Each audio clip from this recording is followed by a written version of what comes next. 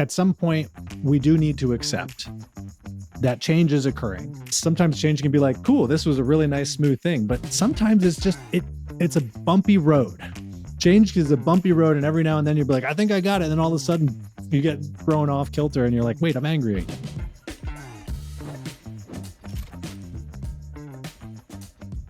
Welcome back to Life at 10 Tenths, where we inspire people to live at their pinnacle of their ability and purpose. I am so excited to be back with you again today. Matt is here with me as always. Matt, good morning, sir. Good morning, Garrett. How are you today? I'm good, man. I'm good. We got some fun announcements today as we're leaning more into this new world and what we are creating. We have some fun announcements, which, as everybody knows, the name of our new podcast, the name of our business we're creating is Life at 10 Tenths. And we figured we need a community. We need to build a community around this of amazing, incredible people, like-minded individuals that are looking at growing and you're running on a higher level. And some of you may get this reference, but we decided to make the 11 Circle. And we are so excited about the 11 Circle because it's one more than 10, Matt. Just one more than 10. But this goes to 11. This goes to 11. This group goes to 11. That's where we're going. So we're super excited. So Matt, let's talk real quick about the community and this group that we're creating that we're going to be opening up and welcoming people into. And let's track a little bit about what's going to be happening in there. Yeah. Well, I first want people to know too, our complimentary free community still exists. We have the Facebook group, and we have on our platform, if you go to lifeat10tenths.com, you'll find, you drop your email in or click on the information as we're getting it all organized for you. You can join our free community where you can have better access to Garrett and I and also other community members. But we're now launching a premium elite membership, which is going to include some really cool content, some things that we're going to provide in there. And we're also going to be bringing a whole lot of added differentiated value in the 11 Circle. So Garrett, let's tell them a little bit about kind of baseline. What does that look like? What are you getting inside the 11 Circle? One of the things I'm most excited about is that we're going to be able to interview people on the podcast. So everybody out there who's listening, you're going to hear an interview from a guest that we might have on.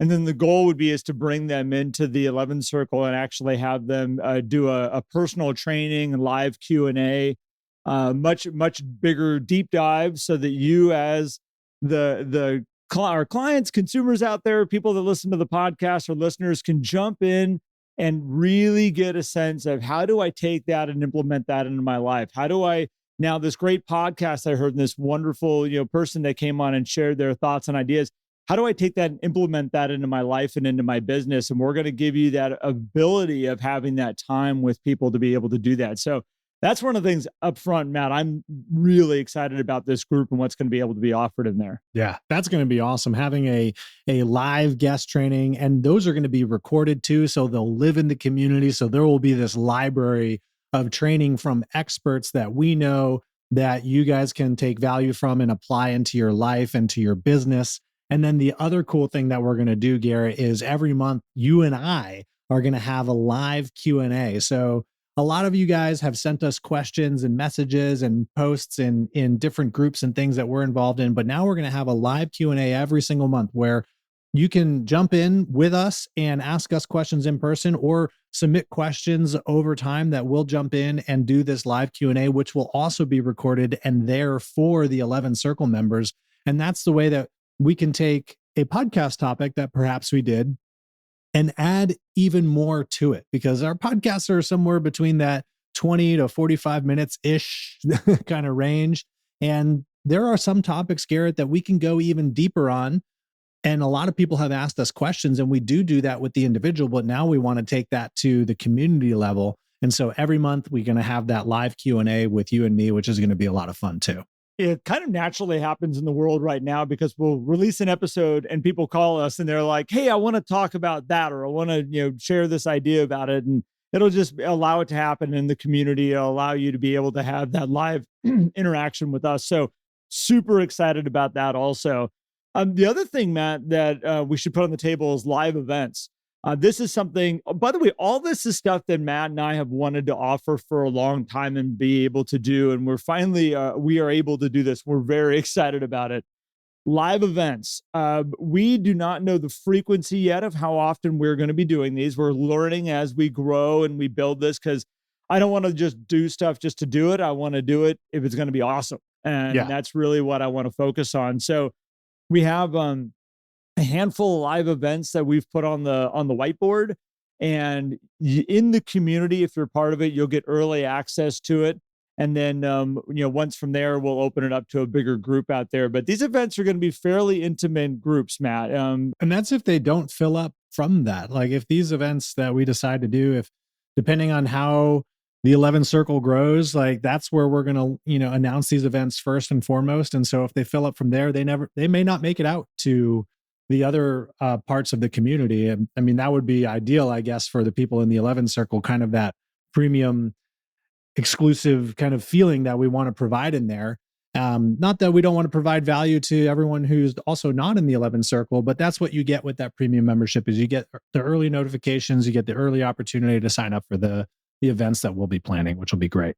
Well, and I want to, as I said, I want to keep these events fairly intimate. Like that's the beauty of them. So, when instead of doing a, 100 person, 200, 300 person event, these have the potential of the one I'm thinking off the top of my head, has the ability of being a 25 person event where it's real intimate. You're going to make some really close friends, learn some great stuff, and move along and go back to life. So, so with that, Matt, anything that we're missing, I think we got everything. No, I think that's everything. So guys, go to lifeat10tenths.com. You'll find the information there. We're going to open this up with 2 opportunities for membership. One's going to be the ongoing monthly membership that anybody can sign up for. But for a period of time, we're going to offer a one-time payment for lifetime access. So one payment, you get lifetime access into the 11 circle, which means you're in there forever without ever having a recurring payment. Ever. You can't get rid of us. So you just file that thing once, and there's only going to be a limited amount of seats for that membership. And so depending on how quickly those seats fill up, that'll determine how long that will be open. But if you're listening to this and sometime in June or early July, that's probably still open for you. And you go to lifeat10tenths.com, you'll find the information right there in order to click, easily sign up, and be a part of the 11 circle. Right on, man. Yeah. Okay. So with that being said, let's jump into our normal episode for today. Back to your regularly scheduled broadcast here. There you go. Leaning into change, which is what we're talking about today. Because we're getting towards that middle of the year, Garrett. You mentioned before we started, the NAR stuff is kind of, at least from when we're recording, some of it's pretty settled out. They've announced that changes will be implemented in August. Asterisks, things could change in a matter of weeks, depending on how the DOJ does different things. But there's some change coming, and some people are maybe a little bit timid about it. And this is the time where we can really lean into it. Well, I think we avoid change. Most of us avoid change. We try to stay away from it as much as possible. Our subconscious brain likes status quo. It likes knowing how things work, even though that can be a little bit boring and mundane sometimes. Being open to really taking change and like really owning it and letting it all come in and say, like, this is an opportunity in front of me right now. This is something that I am going to grow from right now, is a place that I find most people, Matt, they learn how to be somebody that loves change and embraces change. For the most part, even if you watch a child, when things change on them, going from one grade to the next, there's a lot of fear. There's a lot of energy around that. Starting a new sports team for the first time, a lot of energy, a lot of worry, a lot of concern, and, getting involved in a new like dance or things like that. I'm just thinking back to my kids and, having to hold their hand as you walk in, and you can see the fear in their eyes, and their bodies are closed up as they're kind of like trying to figure out what this new thing is that they don't know and they don't understand is. And it's funny, Matt, because like we've gone through some pretty big changes here recently. And it's amazing talking to all my friends who are coaches out here. And listening to all the tools and all the pieces that we all have that we have learned over our years of being coaches. And it's funny, I almost can't get our coaches to stop coaching me. And I kind of joke about it because I get on the phone with them just wanting to have a nice conversation. And they're like, well, okay, make sure you're looking at it this way. And what about this? And have you asked yourself this question yet? I'm like, I just wanted to be your friend for a second. Hold on. Um, but it's true. It's a learned mindset to look at change as an opportunity and as something that's going to make you better, and the growth areas that are going to come around it. And I want to just start off this kind of topic, Matt, of kind of leaning into this side of it of like, change is a really good thing for us as growing human beings. Oh yeah. I mean, change is where we learn, where we get to test ourselves, and it's where we grow. And I think there's two kind of changes that exist in our world. There's changes that are imposed upon us, which are things that we can't control, like new rules coming into the industry or graduating to a new grade, as my daughter is graduating pre-K. I didn't even know they had graduations for those things, but she's graduating that and then moving into kindergarten. Nothing she can do But about by the that. way, Matt, they didn't used to. As we've grown up, everybody graduates everything. They need new levels for everything, right? And then there's also the changes that we decide to impose on ourselves, like making a job change, making a career change, making a relationship change, making a real estate change. And sometimes there's two different ways I see people hold fear on these things. From the things that are imposed upon us, they just reject it. They try to reject it. And those are the things that we really should be leaning into and figuring out how do we embrace it. And then there's the rejecting our own changes. And that's where you get to do your analysis and determine, is change right at this moment in time for me? Or do I need to keep with the path that I've set forward? And with even that, you have kind of your plan change and then you try to reject that. And that's where we should also lean into it too. But overall, when change comes in, planned or unplanned, there, if we lean into it, we get to access a different level of our own awareness, our own ability. And if we reject it, we're basically telling ourselves that we don't like to grow, that I am not that person that goes and is, going to figure out the successes. I'm the person that's just going to stay here and stay stuck sometimes. Well, sometimes it's safe. And so I think I want people that like it feels safe like that. And so it's like that, not maybe that feeling of not wanting to grow. I think a lot of people wouldn't interpret it that way. It's like it's just it's safe. It's safe being here. It's safe to just know that this is the way things are going to happen. This is the way they've happened forever. I know I can wake up tomorrow and it's going to be exactly the same. This is a safe place. But with certain change, how long will it be safe if you play it safe, right? Like if you're saying, "Oh, I don't want that change coming in. Um, I'm just going to play it safe." That may not work out. That may not be safe in the long run. Here's the other thing. Leaning into change doesn't mean accepting whatever somebody tells you either. Leaning into change means exploring it, understanding it so that you can embrace it. Or maybe it is a rejection and you're like, I can continue doing what I wanted to do. But until you explore it, you're going to be left without the knowledge of understanding whether what your decisions you're making are the right ones for you. Yeah, and I think as you're exploring that, what I watch for a lot of people is fear comes up. The fear of what if this, what if that, what if? It's all the what ifs. And I think that going down those lines, that's your opportunity, I think, to ask yourself, what am I really afraid of? And is it real? Our minds are incredible places. They will build and construct scenarios that have no way of potentially happening, but they feel right. They feel good. We're very creative. And I think it's one of those things to say, it's like, okay, so what is, like, my favorite question is, what is the worst case scenario? And a lot of people say, like, well, why would you want to focus on the worst case scenario? Because a lot of times when you really have to work out the worst case scenario, you're like, that's it. Like that's the worst thing that could potentially happen. We had a thing a little while back where we had to sit back and go, what's worst case scenario? Well, worst case scenario is we file bankruptcy and we have to do this and we have to do that. And that would be worst case scenario. And I'm like, bankruptcy? horrible word. Like, wait, what do you mean? And we're like, well, let's break down what bankruptcy means. And we like broke it all down and we're like, okay, it's not something you want to do. It's not something to be proud of. But if that was the worst case scenario that would happen in our world, would we survive? Would we be okay as people? Would we be able to move along? Yeah, would be. Like we would thrive on the other side of that if for some reason it had to get that bad. And I think that's an important thing to understand is that when you're embracing change, figure out where these fears are coming from and then figure out what the worst case scenario is. See if you're okay with it, if for some reason it had to happen. And then say, okay, now that I understand that, what's the best thing that could happen?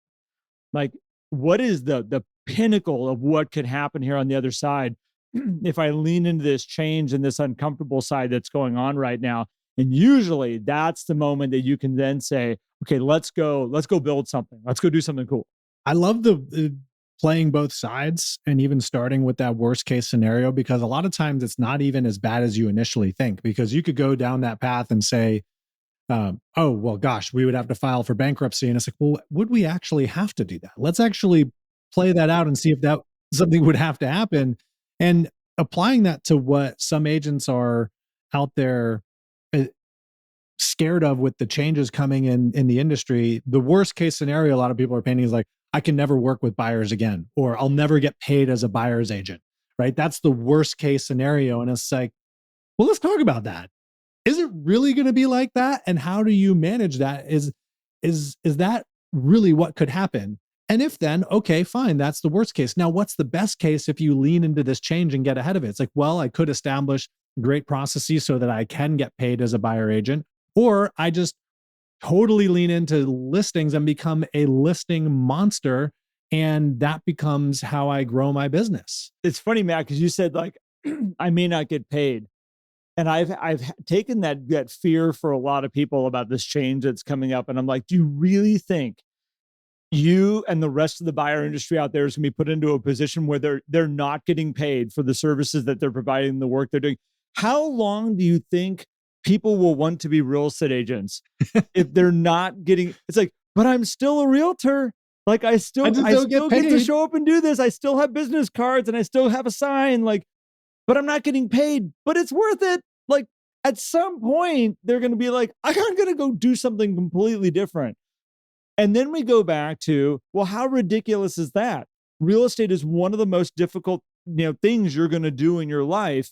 And to think that people aren't going to want an expert and they're going to expect you to work for free. Okay, this is that moment that you need to say, okay, does this even make sense what's roaming around in my brain right now? No, it doesn't. Okay, so let's put that off to the side. Let's stop talking about that. And let's look at what the opportunities and the growth potential is around this. And this is where I keep every time I break it down with a professional realtor, Matt, and we really start narrowing down like what does this all mean right now? It's opportunity. It is here's my opportunity to rise to the top. Here's my opportunity in every industry out there where you can go get a McDonald's cheeseburger or you can go down to your, high-end restaurant down here and get the highest, most amazing, expensive cheeseburger you could possibly get. We all have options in the industry. And in this time of change right now, where do you want to stand? Where do you want to be? And this is where the consumers are going to start to have their choices. And you get the choice too of how do you want to show up? It's an amazing opportunity out here. And most of the people that listen to us, Matt, most of the people that we have built in our community over years, they are not the ones to say, I want to be the McDonald's cheeseburger. Right. They're not. No. Everybody who I know, all my friends that I've met through my time of running this podcast and coaching around the United States, the people that gravitate to us are the ones that I'm not saying they're going to be the most expensive one in town, but they are providing a consistent, amazing service, high-end quality, one that you would tell your friends about, say, you got to go there and check this place out. Like that is consistently who I find myself surrounded with. I'm not worried about this time coming up and these changes at all for any of these guys. Not at all. And I will say that is one thing I'm super grateful for, and being able to host this podcast with you and work with the agents that I get to work with, because the people who seek out a podcast, the people who seek out coaching, the people who seek out a group like the 11 Circle are people who want to improve, right? Those are people who really want to excel. And that doesn't mean that we don't have those things that go on in the back of our brains of the worry and the scarcity that creeps in. We just know that we want to overcome that. And so when we look at change coming, it's then, okay, what questions do I need to ask to understand this change better so that I can lean into it? And that's kind of the next phase. Once we make the decision and decide, okay, I'm going to lean into this and do some discovery. I want to unpack can that best case scenario really look like? And to understand that, we have to ask those questions, which will be different given the scenario. But on the topic of commissions, it's okay, what do I need to ask my managing broker? What do I need to ask my MLS? What do I need to ask my association? What do I need to ask the real estate commission? And these could be through channels that you have to better understand what's going to be happening in my state and in my local association, because different states are going to have different outcomes through all of this, right? Depending on whether you have a member owned MLS or a non member owned MLS, depending on whether your real estate commission decides to encourage legislatures to propose new legislation around how real estate licensees work. So certain things could happen. If you ask the questions, it gives you then the path of, great, I now have a new knowledge source. Because during times of change, as you said, Garrett, creates opportunity because there is confusion. There is different sources of information going around. And now you can become an expert, which then all of a sudden puts you just that further ahead of the next person who's not asking those questions. So that if you decide that you're going to embrace the change or reject it, you have the knowledge that's going to allow you to attract even more people into your world because now you're a source. Oh, And yeah. that's the beautiful thing about the external change that exists. And same thing works with internal change, but with external change in particular, if you can figure out a way to become a source, you can attract a whole new segment of people, which creates opportunity for you. Yeah, I've found around this the whole settlement that's going on right now, the agents that have gone out and really taken the time to learn about what's really going on, not waiting for their brokerage to tell them what's happening, not waiting for their fellow realtor to say, "Oh, here's the scoop, here's what's really going on." The ones that have taken some time in the evenings to really go and read through all the documents, really figure out what's really going on, listen to interviews with people that are experts in what's happening right now. One of our coaches, Julie Will, that she one of my old coaches, Julie Will, a good friend of mine. Julie was fascinating. She was like, when this whole thing was going down with the lawsuits, and she was like the most well-read person I have ever been around. And every time I had a question, she was like, "Nope, right here." And she's like flipping through pages. She goes, "This is what this means exactly." What that allowed her to do is when you're out in the real estate world and someone says, "Oh my gosh, what's going on here?" Like, she was a source. She was an expert. And it wasn't like "Oh yeah, yeah, we're not quite sure what it all means." She was like, "Oh, here, no, I'll tell you exactly what it means and exactly how this is going to play out." And people like that. It takes the mystery out of the change that's going on out there and clarifies it. And all of a sudden you are that person of clarity. You're the person of information. That's who you want to be. And this is where, Garrett, the leaning into change is so important because for someone like Julie, with all the headlines and confusing stuff that comes out when you have major news sources saying, gone are the days of the 6% commission, gone are the days of buyer agents getting paid or whatever, which those are some, I'm paraphrasing, headlines that existed out there. And if you don't have some information on the back end, if you haven't done some research or leaned into just asking questions, you might not really have something to say when a client says, "So we don't have to pay you anymore?" Well, the interesting thing too that I've been watching with all this, Matt, that nobody's really talking about, I haven't heard it said, is that this whole thing of like, oh, buyer agents may not make any commission at all. Like, they'll have to work for free. They're going to be highly reduced. Coming out of a seller's marketplace. When this market shifts and goes into a buyer's market, which it's potentially going to do, and you're going to need a true expert in your corner to be able to buy a house, because that is what you're looking for, is somebody that can really help you negotiate, help you work through it. Like, when I'm watching what could happen here in the future, when the sellers are sitting back and going, "Oh my gosh, how in the world are we ever going to sell this house? What can we do? Oh, we need to make it really easy for buyer's agents to be able to show our house and want to show our house. Like, this marketplace right now allows the sellers to be like, meh, like, I don't think I want to offer anything. The marketplace is going to change. I am fascinated to see how this is all going to kind of pan out and what it's going to look like. Cause I have a feeling when the market shifts, we're going to watch a whole different story come out about who and why and what and how commissions are being done. I think we are Oh just yeah. seeing it in this marketplace right now. The concerns, this isn't going to be this way forever. Well, I think what's fascinating with something like that in the real estate market, Garrett, is that, sellers market, buyers market, all of these things, like risk and value is so intrinsic to the individual, meaning like it's all perceived, right? There's no real absolute numbers that somebody, I mean, there are, but when it comes to why someone likes one house over another or what someone values one house over another, they're going to be different. And there's questions that consumers have, and real estate agents, as experts, have the opportunity to show up and play an incredible advisor role to people to help mitigate that, their perceived risk. And people are willing to pay for that. People do it all the time in other industries and services. And so why would they stop doing that in real estate? Well, I go back to 2008, 2009, 2010.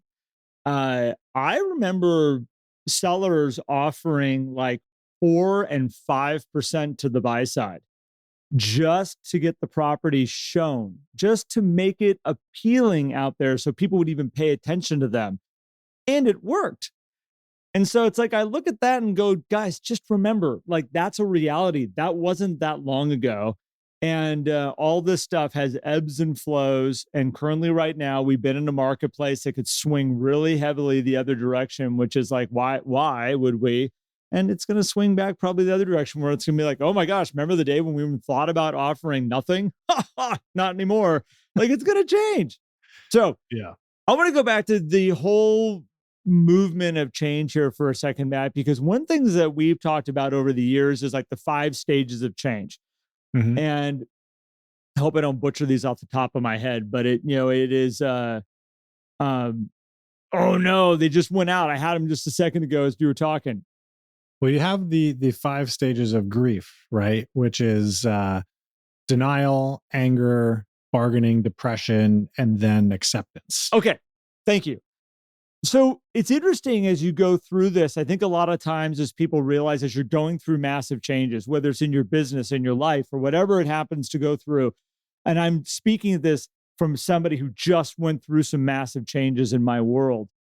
Um, you can't sit back and just go, oh, well, I'm through that stage. So now I'm in this acceptance range. And then I've gone through that one. So now I'm in this one. And I was just depressed. So now I'm moving on to this one. It doesn't work that way. I have found that yes, there are these stages and you're going to go through them. Usually in a big life change, there are different elements of that life change that you're going through. It's not like that one life change and you're just handling it.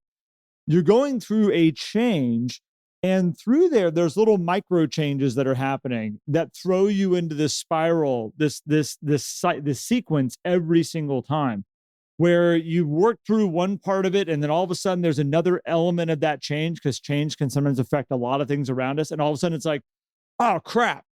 Now I get angry again, and now I'm going through this sadness, and now it's like, okay, we're in that roller coaster again. And I've had a lot of people ask me, like, how are you doing with things that are happening? And I'm like, this is why I know you're going to go through these and then circle back around sometimes. And all of a sudden find yourself really mad again. And then you get really mad and you work your way through it. And then you come out to this moment of like, oh my gosh, total clarity and total acceptance. And like, okay, here we go. And then something else might spur up around that same initial thing. So I just want to share that of what my experience has recently been, because it's not as cut and dry of making it through the 5 stages and being like, all right, Yeah. moving along. Like, it's a process as you go through it. And sometimes you think you're out on the other side and then you get sucked back in some weird way. I have this visualization because most people look at a stage thing as like a ladder, right? You just graduate to the next stage and then you're there. Whereas these are, I kind of have this visualization of these floating bubbles, and they can kind of shift position and everything too. Cause you can go from like stage 1 to stage 5, from stage 5 to 3 to 3 to 2 to 4. And you can kind of go through all these. And then you can also be in multiple, there can be a little overlap. I see, like kind of like if you get into a Venn diagram, but it's moving, right? And what I do find is that acceptance stage where everyone's like, "Oh, you're all clear if you're in acceptance." It's like, well, not necessarily. You could still be depressed or angry when you're in the acceptance phases. And this is where I think about leaning into changes. If we can acknowledge that at some point we do need to accept that change is occurring, particularly if it is outside of our control. If it's inside our control, you get to choose. But if it's outside your control, if we accept that it's happening and understand that we're going to go through these stages, that acceptance helps pull you through those stages maybe a little bit quicker. Because I totally get that too. You just kind of bounce around a little bit because as you go through change, it's never smooth, Garrett, right? There's never, it's like, I mean, well, I shouldn't say that. Sometimes it is. Sometimes change can be like, cool, this was a really nice, smooth thing. But sometimes it's just it's a bumpy road, right? Change is a bumpy road, and every now and then you'll be like, I think I got it. And then all of a sudden you get thrown off kilter and you're like, wait, I'm angry again. Well, and it's interesting. I think with the stages, what I've looked at as going through is it's been good for me to acknowledge what stage I'm in when it's happening. So it's like I can feel the anger creep up. And in my internal voice, I go, I know what this is right now. This is anger attached to change that I currently have going on. I do know maybe in the next hour, 2 hours, maybe in the next 24 hours or 3 days, I'm going to be able to move to the next phase of this little moment that I'm in right now. And sometimes it's very short. Sometimes it is I'm mad. And then later in the evening, I'm talking with Sarah and we're having dinner and we're processing stuff. And all of a sudden I have this like go to sadness to, and all of a sudden it's like, whoa, clarity. Okay, this is what this means right now. And all of a sudden my blood pressure settles, I can feel my body relax. It's like, okay, good, moving along. It's good to acknowledge where you're at because I think you can see that I will get to the place of renewal. I will get to that spot of being able to let go and relax about this a little bit and be able to move forward and then find that growth potential on the other side. And I think as long as you can see that, you can see down the road and understand, you don't get caught up in this moment too much of like, this is my forever. I think that's the scariest piece for a lot of people is when you're in that moment of anger, when you're in that moment of sadness, when you're in that moment of depression, if you can't acknowledge the stage that you're in right now, it can feel like forever, which is really scary, which makes us want to get out of this change as much as possible, as fast as we possibly can. And that's why knowing the stages allows you to go, okay, this is just the process. So I have to go, like my brain has to go through this to really get the true value and the true growth that's coming out the other side of this, even though it might be painful. Yeah, that's a really good point. And sometimes that's hard to do. This is where I find if you have somebody that you can talk to anytime you're going through change and just make sure you have open lines of communication. There's a reason therapists exist, Matt. Yeah, there definitely is. There's a reason why coaches exist too. I've seen lots of therapist relationships. I'm like, I don't know if that's helping you. I don't know if this is making things better, but there's a reason of having someone to be able to talk things through with and being able to share, a really good therapist, a really good friend, a really good spouse, that you can sit down and just dump ideas with. You fall into therapy for me a lot, Matt. You guys don't know this out there. But Matt has turned into a therapist on the side for me over the years of being able to go like, I need to talk this through with you real quick. And Matt always has this different perspective of what if you looked at it this way, or what if we thought about it this way, which has been very helpful. My wife does the same thing. One of my children is actually turning into this also, where they're like, well, what about this? I'm like, look at you. So I think like there are these opportunities around it. And so Matt, I didn't mean to cut you off, but I agree. Having someone to talk to is super important.